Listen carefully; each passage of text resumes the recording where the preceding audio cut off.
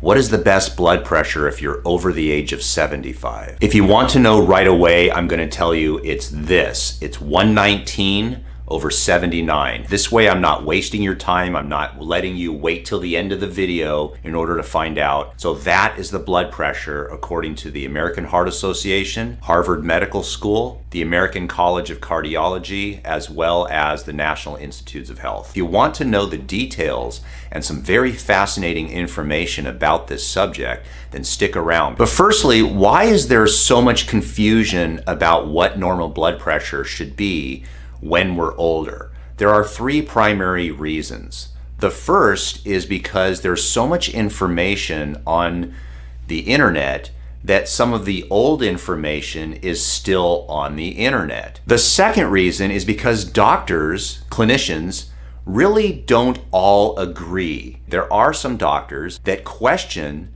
the validity of some of the research done by pharmaceutical companies that have a vested interest in lowering the numbers so low that literally no one can pass a blood pressure test and you're gonna walk out with a blood pressure medication. Number three, there is some conflicting information as to what normal blood pressure should be as we age. Is it something that we should allow to occur to a certain degree? And some of that research that's been done is still in the early stages. And so when coming up with guidelines for blood pressure management, very often that research is kind of pushed to the side and ignored. Normal blood pressure for the systolic is 119 and below. Anything below 119 and including 119 is considered normal blood pressure. The diastolic would be 79, or anything below that is considered normal. So if you have a blood pressure of 119 over 79 or anything lower than that, you're good, everybody's happy, you're not given medication when you go to the doctor's office. But now what happens if your systolic number isn't 119, but now it's 120? Now you're in a different classification. It's not considered normal anymore. You are now considered to have elevated blood pressure.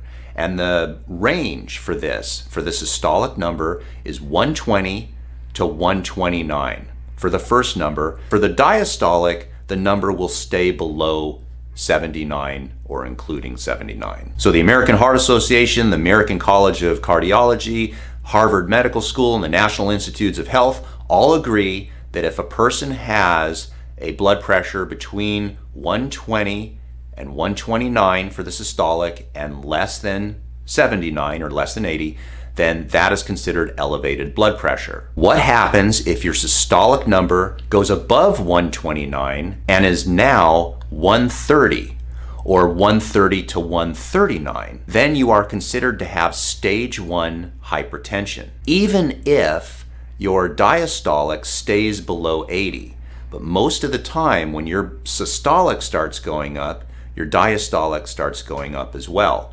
So now in stage 1 hypertension, the diastolic can be anywhere between the number 80 and 89. In addition to that, if your systolic is, let's say, 119, but your diastolic is 89, you're still considered to have stage 1 hypertension. Also, if your blood pressure is, let's say, 138 over 79, you're still considered to have stage 1 hypertension. So far what we've covered is what normal blood pressure is, what elevated blood pressure is, what stage 1 hypertension is, now stage 2. In stage 2, if your systolic number is 140 or above, you're considered to be in stage 2 hypertension. Also, if the diastolic is above 90, then you're also considered to have stage 2 hypertension. If you had 140 over 79,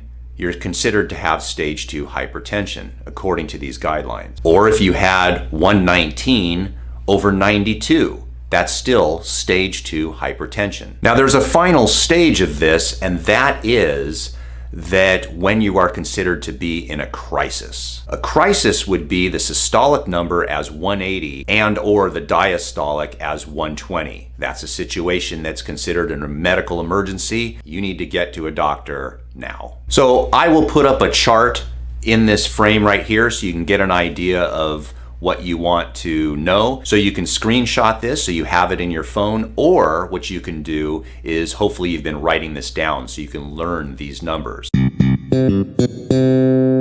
Is there any validity as to just allowing the blood pressure to be a little higher than what these guidelines are? Then watch this video right here. It's going to fascinate you because it really answers a lot of these very important questions.